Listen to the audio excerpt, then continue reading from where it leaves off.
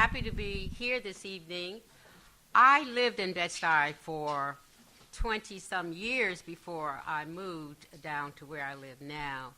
And it was our community. I sort of grew up in Bed-Stuy, went to school, public and all in Bed-Stuy. And it was a place that I always felt comfortable with. And so I can understand the feelings from the community. I get that because of the position I'm in. I see people who are being displaced, who are being harassed, who are being forced out of their homes.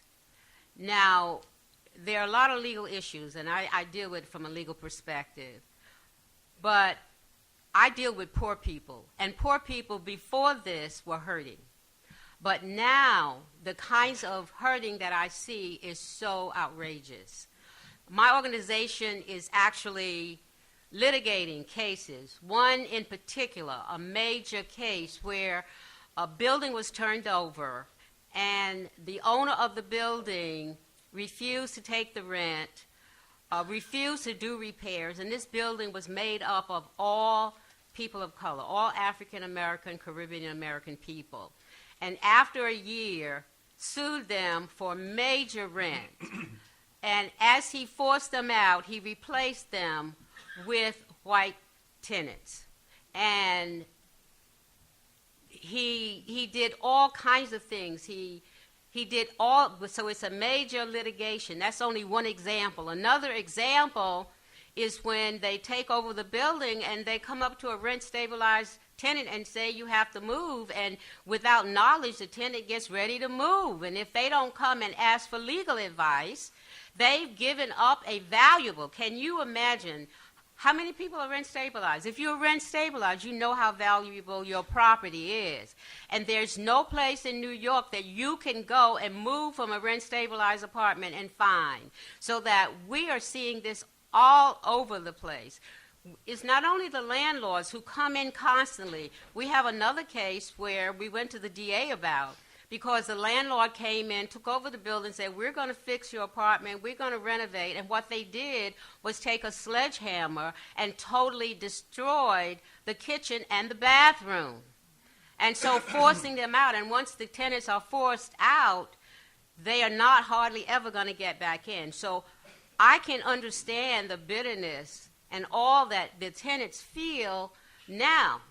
And, of course, the foreclosure didn't help it. We had this whole wave of lost property in our community. And when the people who were investors and all of those people came in and purchased the property, they want to make as much money as they can. So that's another area of forcing out tenants from the community. So we always dealt with poor people, but now people are really hurting so much because there's no place for them to go. Where are they going to go? They're forcing a lot of the folks out East New York, Brownsville, and when that starts to happen over there, where are they going to go? And so, yes, there's a lot of bitterness, and there's bitterness with people who are long-time tenants in the community and long-time property owners.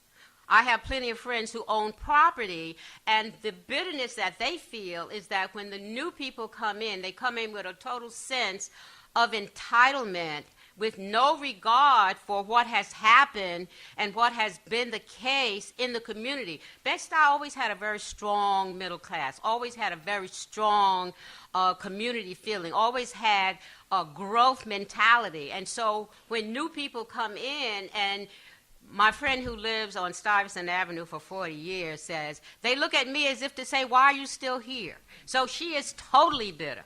I mean, she is so outraged because she has been in the community and long time before because her parents owned property in the community and they were there, and she's held on to this property. But there is a sense of bitterness because a lot of it has to do with the displacement of people long time. The case that we're doing, some of the tenants lived in this building for over 40 years.